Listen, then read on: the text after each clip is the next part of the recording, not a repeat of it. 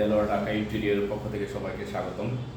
তো আজকে আমরা একটা প্রোফাইল হ্যান্ডেলের কাজ সম্পর্কে বলবো, যে এটা কীভাবে ফিটিং বা আমরা কী গামটা ইউজ করি, ইভেন আমাদের চ্যানেলগুলো কীভাবে ফিটিং হয় এই সম্পর্কে আজকে একটু দেখাই।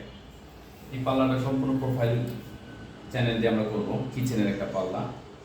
এই পাল্লা দিয়েছে এক্সপিএল বোর্ড, আহমেদের উপরে আহমেদের 18 মিলি বোর্ডের উপরে এক্সপিএল বোর্ড সেটা আমরা লাগানো। তো আমরা দেখাবো প্রোফাইল হ্যান্ডেলটা মূলত আমরা কি মেটালস দিয়ে ব্যবহার করি, কি মেটালসটা লাগাই।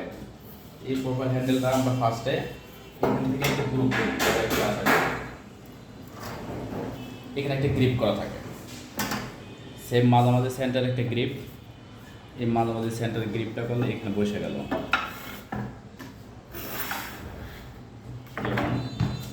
আমরা এখানে এর ভিতরে একটা গাম ব্যবহার করব।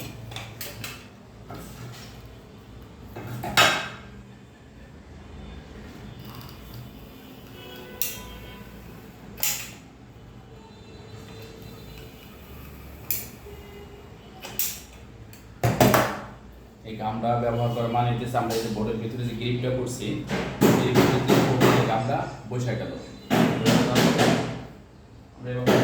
বসা গেল।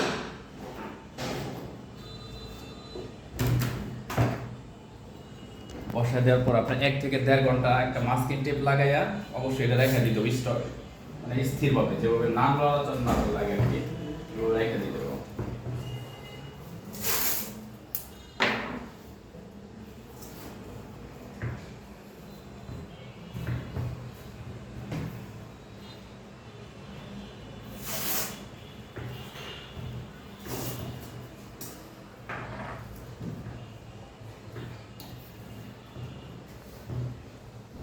তো এই যে কাজটা করলাম, এটা অবশ্যই খেয়াল রাখতে হবে এটা যেন প্রপারলি সমান হয়। যদি আঁকা পাকা হয়ে থাকে তাহলে কিন্তু কিচেনের পাল্লাগুলো সব মিলবো না।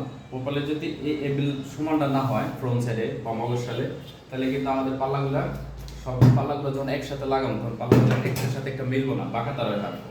এটা অবশ্যই খেয়াল রাখবেন যে পাল্লার এই স্টেপটা যেন সোজা থাকে, অবশ্যই যাতে সোজা থাকে।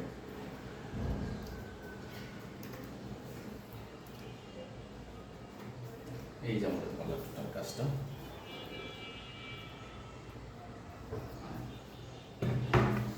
আপনি 1 থেকে 2 ঘন্টা পরে এই পাল্লার এই মাস্কিং টেপগুলো খুলে ফেলাতে পারেন, কারণ এরা আমাদের গতকালকে লাগানো ছিল, যার কারণে আমি দেখাতে পারতেছি। প্রপারলি এটা অনেক শক্ত হয়ে গেছে, স্ট্রং হয়ে গেছে। তো অবশ্যই একটা জিনিস খেয়াল রাখবেন যে এই স্টেপগুলো যাতে এভাবে সোজা থাকে, অবশ্যই যাতে সোজা থাকে। এটা যদি একটু আঁকা বাঁকা থাকে বা টাল থাকে তাহলে আমাদের কিচেনের উপরে পাল্লাগুলো একটার সাথে একটা মিলবো না। এদিকটা খুব কেয়ারফুল।